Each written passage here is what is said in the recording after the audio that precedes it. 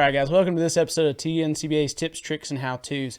And as we're kind of making our way through the spawn here still and moving towards the post-spawn, you're going to see us jump back and forth on techniques a lot just because the simple fact is there's a lot of things at play right now, a lot of things that are working.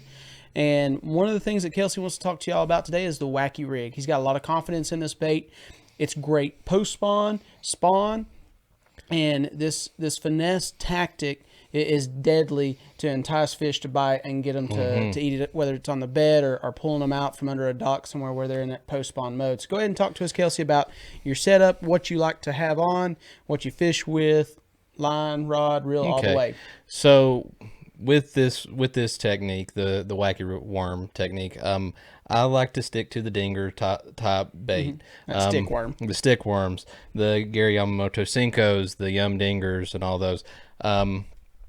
I feel like, I like to throw the Gary Yamamotos. Yeah, they're a little more expensive, but they're a lot softer. They are. You get a better action, I do believe, from them.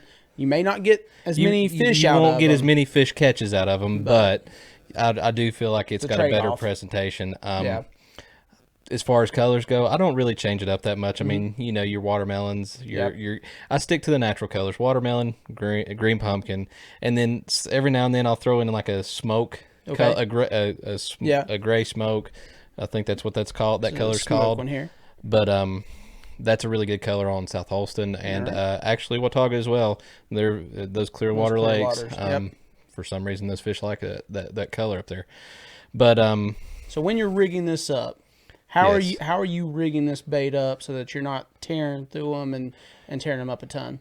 So I really use the band a lot on these. I don't get into the worm itself very much. That will save you a lot, more or less. I mean, you slide that over top of it. Yeah, you slide that over top of it, and then I like to use a little wacky rig worm, which is made by Owner. It's a really sharp hook, but it's a very light hook, so therefore it's got a lot of penetrating power.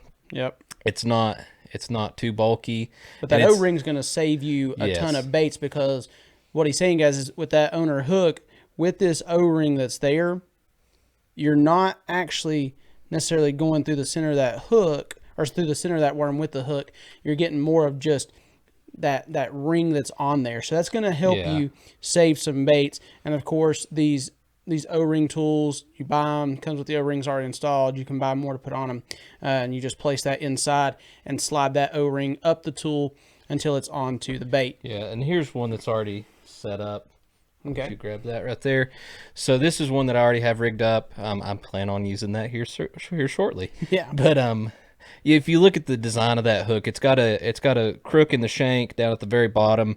That's mostly where your worm is going to set. That's the way I see it, as a focal point for that worm to set. So you have a good area of where your actual your hook point is. Yeah. And then you have that weedless setup. That I prefer that. I do like the fact of having a weed guard on especially there. Especially going back into like last year when we were fishing more of a post-spawn type deal on Watauga. I was throwing this around a lot of timber, a lot of wood, and around docks and things. So that helped me from getting hung up a lot. Right. And I think one key is with this setup is having multiple, maybe two, if you have enough rods for it, maybe three with different weights. One going completely weightless. During the spawn, I don't like the weightless as much because let me rephrase that. If I'm sight fishing it. Yes. If I'm sight fishing it, I like those flick shake hooks. Yes. That are football heads with just, they're not heavy, maybe an ounce or maybe an 1/8 ounce, not an ounce, good grief. But they're very lightweight, but it gives you enough weight that I can aim that bait a little bit easier and I can control it as I'm trying to bring it to the bed. Exactly. But then, especially later on, post-spawn. More post-spawn, yeah. They're getting around those treetops. They're getting around the docks. And like I said, I like to go with the weightless just for the reason that particular reason. It's a slower presentation. It's one that you can fish. You can cover a lot of water with it. You can. Like I said, you want to really just kind of throw it out there and throw it not necessarily on an exactly slack line, but you want to follow that bait down and watch it fall, because that's when you're going to get bit. Right. Is most times on the fall. Right. So now with you talking about this slow rate of fall, you're fishing this post spawn. What kind of line are we throwing on here? I'm throwing 10-pound fluorocarbon. Okay. That's my preference. And I'm throwing it on a 7-foot medium action rod. Okay. Basically same setup I would use for a lighter tube or something like that. Right. It's a really finesse style rod and reel. Make sure you drag set the way you want it. That's key with me, is making sure my drags are set the exact way. With this bait is how well it skips. Exactly. A wacky rig bait is something that you can get way up under a dock. You can skip it around areas that might be a little harder to skip some other baits. It's a really good bait to be throwing around cover. Right. So like he's saying, your docks and things like that, you want to fish this around some type of structure. You don't want to just be there's times, and I have done this many times. A lot of times you see a fish break, how we chase them. Sometimes we try to get to them. This is those Senkos, those dingers. They're actually pretty heavy, and I mean you can throw them a long way weightless themselves. But one of the techniques I've learned over the years is to have one of those ready, a Senko or whatever, and throw it right into their wake where they just came up. And I've caught several fish doing that. Yeah. So that's another thing you could try. But I think the other thing for me with the weightless wacky rig is learning patience and not overworking it. Yeah. I hurry it up a little bit too much, and sometimes I'm snapping it back to me too quickly or something. But the key is to slow yourself down and let that bait do its own little shimmy down, because it's got a lot of action that you don't necessarily see or feel. But as that bait's falling, it's got great action to it.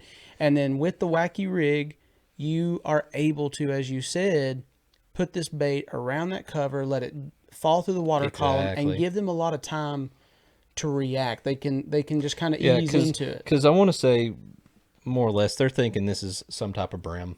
Yeah, that's what you're imitating, and it's just fluttering down. So it's just hanging out. Like we're talking about, you just throw it out there, and really just let it sink. And then every so often, just give it a few little hops and let it pull it up off the bottom, and just let it do that thing, do its own thing again, because you can overwork these baits. You can, and I think that's where a lot of people get a little messed up in it, So with this technique, guys, again, whether it's weightless or you put a little bit of weight on it with one of the flick shake heads. Like I said, weightless is great for the post spawn, because those fish might be tucked right up under a dock float, and you need to flip it right next to it, and you don't want it to fall past them too quickly. You want that thing just to flutter there right in front of their face. Whereas whenever I'm looking at a bed, I'm going to go with that flick shake as opposed to the weightless, so I can get it on the bed and I can pull it to where I want it.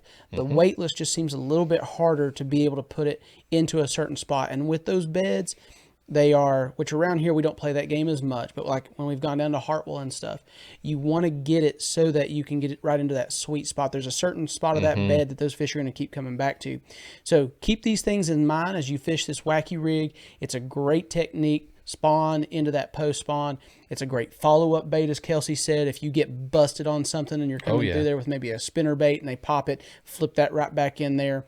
It's a great bait. Let it do its thing. Don't overwork it. Light line, a spinning rod setup is going to be the best way for you to take advantage of the wacky rig and put more fish in the boat and catch some of those spawners and post spawners this year, guys. So we hope you enjoyed this tips, tricks, and how-tos.